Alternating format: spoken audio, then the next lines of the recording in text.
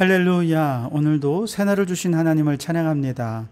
오늘도 말씀으로 시작하는 이 하루, 말씀 충만, 은혜 충만, 성령 충만한 하루가 되시기를 주님의 이름으로 축복합니다. 자, 오늘은 예레미야 45장 말씀입니다. 하나님의 말씀을 경청하시기 바랍니다. 유다의 요시야 왕의 아들 여호야김 넷째 해에 네리야의 아들 바룩이 예레미야가 불러주는 대로 이 모든 말을 책에 기록하니라.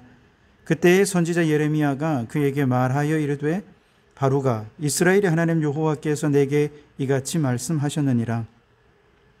내가 일찍이 말하기를, 화로다, 여호와께서 나의 고통에 슬픔을 더하셨으니 나는 나의 탄식으로 피곤하여 평안을 찾지 못하도다. 너는 그에게 이르라, 여호와께서 이와 같이 말씀하시기를, 보라, 나는 내가 세운 것을 헐기도 하며 내가 심은 것을 뽑기도 하나니 온 땅에 그리하겠거늘 내가 너를 위하여 큰 일을 찾느냐? 그것을 찾지 말라. 보라, 내가 모든 육체에 재난을 내리리라. 그러나 내가 가는 모든 곳에서는 내가 너에게 내 생명을 노량물 주듯 하리라. 여호와의 말씀이니라. 아멘. 오늘도 이 말씀을 통해 우리에게 주시는 하나님의 음성을 듣게 되기를 바랍니다. 오늘 1절 말씀에 보니 오늘 이 본문의 내용은 여호야김 왕 넷째 해에 있었던 일이다 그랬죠. 여호야김 왕 넷째 해는 연도로 따지면 BC 605년을 말하는데요. 이 BC 605년에 굉장히 많은 일들이 있었습니다. 첫째로는 바벨론하고 이집트 간에 갈그미스 전투가 벌어졌고, 바로 여기서 애굽이 크게 패하면서 바벨론이 고대 근동에 확실한 패권을 차지하게 된 해가 바로 BC 605년이었습니다. 또한 바로 이 해에 예레미야 선지자가 바벨론 왕에 의해서 이제 유다가 멸망하고 바벨론에 끌려가서 70년 동안 종살이하게 될 것이다 라고 하는 메시지를 전하다가 성전 출입을 금지당하기도 했고요. 또 이 메시지를 서기관 바룩에게 두루마리로 기록해서 성전에서 선포하게 했던 해도 바로 BC 605년입니다. 게다가 바로 이 해에 바벨론이 1차로 예루살렘을 침공한 해이기도 합니다. 자, 이처럼 BC 605년은 고대 근동 지역 그리고 그 유다 지방, 유다 나라에 너무나도 큰 풍파가 있었던 해이고, 또 개인적으로 예레미야나 바룩에게도 그 삶에 아주 극한 혼란의 시기였던 것을 보게 됩니다. 사람들은 예레미야가 전하는 하나님의 심판의 메시지를 들어도 회개하지를 않습니다. 앞서 예레미야 36장에서 보았던 것처럼 바룩이 두루마리 책으로 그 메시지를 기록해서 이제 왕 앞에서 읽어 드릴 때 왕은 그걸 하나하나 잘라가지고 다 불태워 버리지 않습니까? 그 정도로 왕을 비롯해서 모든 백성들의 마음이 그렇게 완악했음을 우리는 보게 됩니다. 심지어 예레미야와 바룩을 가리켜서 거짓 사역자라고 몰아붙이는 아주 패역한 태도로 일관했었죠. 그러니 예레미야도 그렇고 바룩도 그렇고 얼마나 피곤하고 얼마나 지치고 괴로웠겠습니까? 오늘 45장은 매우 짧은 말씀인데요. 바로 이 말씀에 이처럼 괴로운 상황에서 바룩에게 위로의 말씀을 전하시는 내용이 오늘 본문의 말씀입니다. 우선 바룩이라는 이름의 뜻은 축복받은 자입니다. 여러분 모두가 그렇게 바룩이라는 이름처럼 복을 받는 성도들이 되시기 바랍니다. 그는 유다의 명문 가문에서 출생했고요. 그의 할아버지인 마아세는 예루살렘 성읍을 관장하는 일을 했습니다. 아마도 오늘날 같으면 예루살렘시의 시장쯤 되지 않았을까요? 그의 동생 스라야는 왕의 병참감, 오늘로 말하면 군수 물자를 관리 보급하는 업무를 담당하는 사람이었습니다. 그러니까 그 두 사람은 이 가문은 왕궁을 위해 굉장히 귀하게 쓰임받는 가문이었던 것이죠. 이렇게 좋은 가문에서 자라난 바룩에게도 아마 고위관직에 오르고 싶은 마음이 왜 없겠습니까? 고위관직은 아니더라도 하나님의 일을 할 때 예레미야 선지자처럼 그렇게 선지자의 반열에 오르고 싶은 소망이 왜 없었겠습니까? 그런데 하나님께서는 그런 것 말고 서기관의 사명을 맡기셨어요. 예레미야를 통해 주시는 하나님의 말씀을 기록하는, 너무나도 영광스러운 사명을 맡겨주셨고 그는 정말 감사하게 그 사명을 감당했습니다. 그런데 그 후에 그에게 닥친 현실은 상상도 못할 어려움이었죠. 왕을 비롯한 모든 기득권 세력들로부터 철저히 배척을 당해야 했습니다. 일반 백성들로부터 비난과 욕설과 모욕을 받는 일이 일상화되었습니다. 이런 상황 속에서 바룩의 마음에는 평강이 사라지고 육신은 늘 피곤했고 입술에는 탄식이 그치지를 않았죠. 그런데 그 바룩의 탄식을 하나님이 들으셨습니다. 오늘 3절에 보시면 내가 일찍이 말하기를 화로다 여호와께서 나의 고통의 슬픔을 더하셨으니 나는 나의 탄식으로 피곤하여 평안을 찾지 못하도다. 바룩의 탄식입니다. 평안을 잃고 탄식하는 바룩이 하나님 왜 나의 고통의 슬픔을 더하십니까? 호소했고 그 호소를 하나님께서 다 듣고 계셨다는 것이죠. 그리고 그를 불쌍히 여기신 하나님께서 예레미야 선지자를 통해 이제 위로의 메시지를 전합니다. 첫 번째 위로의 메시지는 하나님의 주권을 믿으라는 것입니다. 하나님의 주권을 믿으면 이 고통과 탄식을 이기게 될 것이라는 겁니다. 4절에 보시면 너는 그에게 이르라 여호와께서 이와 같이 말씀하시기를 보라 나는 내게 세운 것을 헐기도 하며 내가 심은 것을 뽑기도 하나니 온 땅에 그리하겠거늘 그랬습니다. 우선 예레미야 선지자는 지금까지 유대 민족에 대한 하나님의 말씀을 전달하는 선지자였죠. 근데 하나님께서는 일개 한 개인인 바룩의 탄식을 들으시고 예레미야를 보내셔서 바룩을 위로하시는 위로의 말씀을 전한 것이죠. 그만큼 바룩을 하나님께서 특별하게 생각하셨다는 거예요.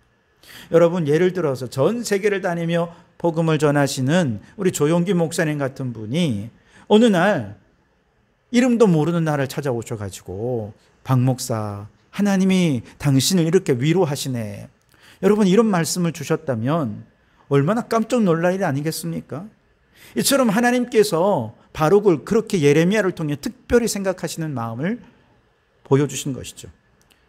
여러분 오늘 하나님께서 여러분을 얼마나 특별히 생각하시는지 깨닫고 그 자체로 위로받으실 수 있기를 바랍니다. 그런데 그 하나님이 위로하시는 내용은 뭐냐? 나는 헐기도 하고 세우기도 하고 심기도 하고 뽑기도 하는 하나님이다 라고 말씀을 하십니다. 다시 말해 모든 일에 주권적으로 역사하고 계시는 분이다 라고 하는 걸 강조하신 것이죠. 바룩이 지금 사람들로부터 핍박을 받고 비난과 모욕을 받고 있지만 모든 일에 주권자가 되시는 하나님께서 지금 여호와 하나님의 말씀을 전하다가 고난을 받게 된 바룩의 삶의 현실 속에서도 주권적으로 역사하신다라고 하는 것을 말씀해 주고 있는 것이죠. 하나님이 일하시면 안심이죠. 왜냐? 하나님은 언제나 선하시고 하나님은 언제나 의로우시고 하나님이 행하시는 일들은 언제나 하나님의 영광을 드러내는 일임을 우리는 알고 있기 때문입니다. 그러니 하나님이 지금도 주권적으로 일하심을 믿는다면 고난 속에서도 우리는 탄식이 아니라 감사할 수 있습니다. 핍박과 박해 속에서도 하나님의 뜻이 이루어지고 있음을 믿기에 오히려 감사하며 하나님께 영광을 돌려드릴 수 있게 되는 것이죠. 바울과 실라가 빌립보에서 복음을 전하다가 점치는 귀신 들린 여종에게서 예수 이름으로 귀신을 쫓아내어 주었습니다. 그러자 그를 이용해서 수익을 얻던 주인들이 바울과 실라를 고발해서 그만 감옥에 갇히게 되었습니다. 생각해 보세요. 하나님이 가장 기뻐하시는 일이 복음 전하는 일이잖아요. 그런데 하나님이 기뻐하시는 복음 전하는 일을 했는데 가는 곳마다 복을 주시고 가는 곳마다 만남을 주시고 가는 곳마다 시온의 대를 열어서 복음이 형통하게 열지면 얼마나 좋겠습니까? 그런데 그게 아니라 감옥이라니요. 인간적으로 생각하면 좀 서운한 마음이 있겠죠.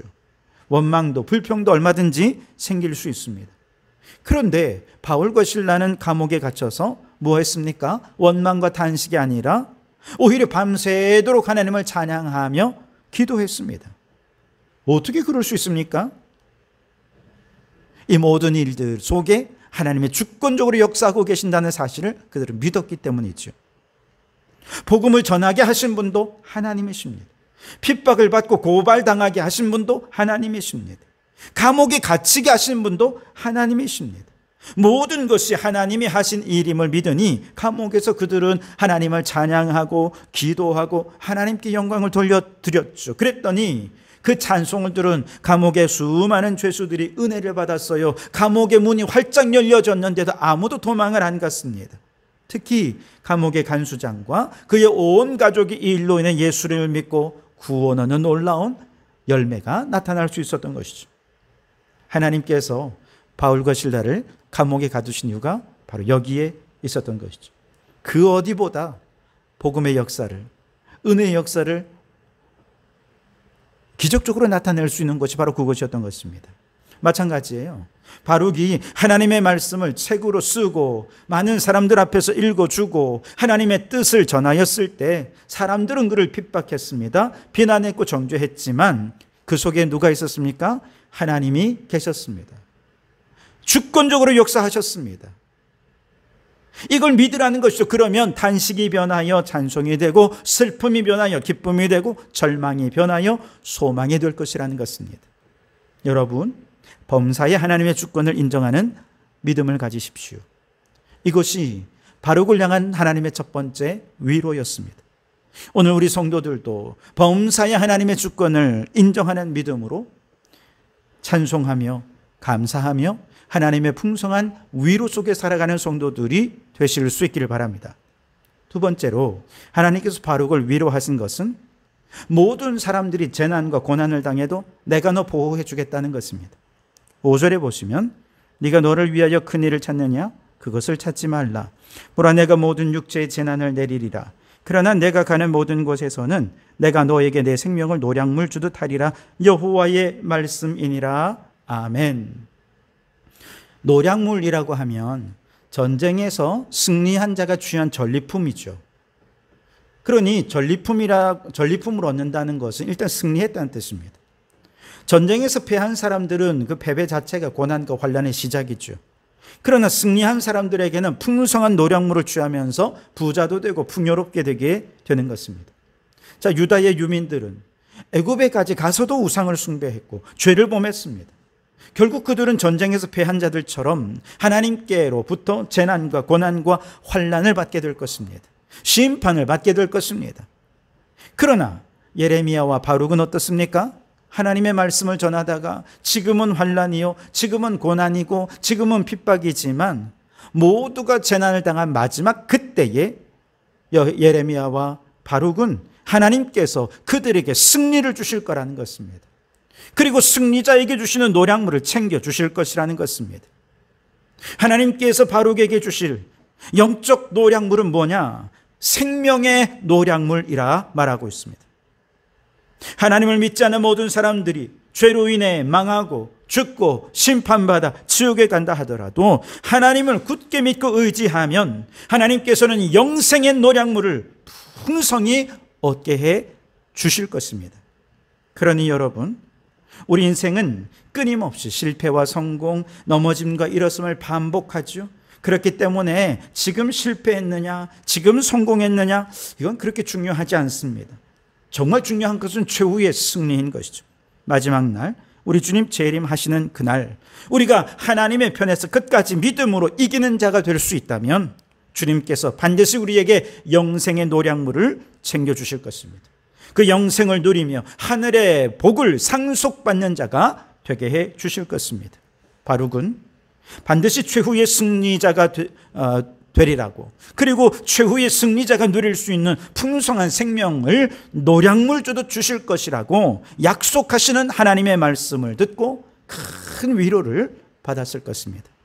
여러분, 오늘 우리가 환난 중에 있습니까? 넘어져 있습니까? 그거 중요하지 않습니다. 지금 넘어져도 하나님 위로하시고 새 힘 주시면 다시 일어날 수 있습니다. 그리고 마지막 최후의 승리자가 될 때 하나님 반드시 영생을 노량물로 챙겨주시고 하늘의 복을 챙겨주실 줄 믿습니다. 그러니 마지막에 승리하는 자가 되어서 하나님께 영광을 돌려드리도록 오늘 끝까지 믿음으로 이기는 자로 살아가는 성도들이 되시기를 주님의 이름으로 축원합니다. 기도하겠습니다. 하나님, 오늘 우리가 어떤 모습으로 있든 그 모든 것이 하나님의 주권 아래 있음을 믿고 기뻐하고 찬송하는 하루가 되게 하소서. 주님 오시는 그날 끝까지 이기는 자가 되어 영생을 노량물 주듯 주시는 하나님의 은혜를 누리게 해 주시옵소서. 예수님 이름으로 기도드립니다. 아멘.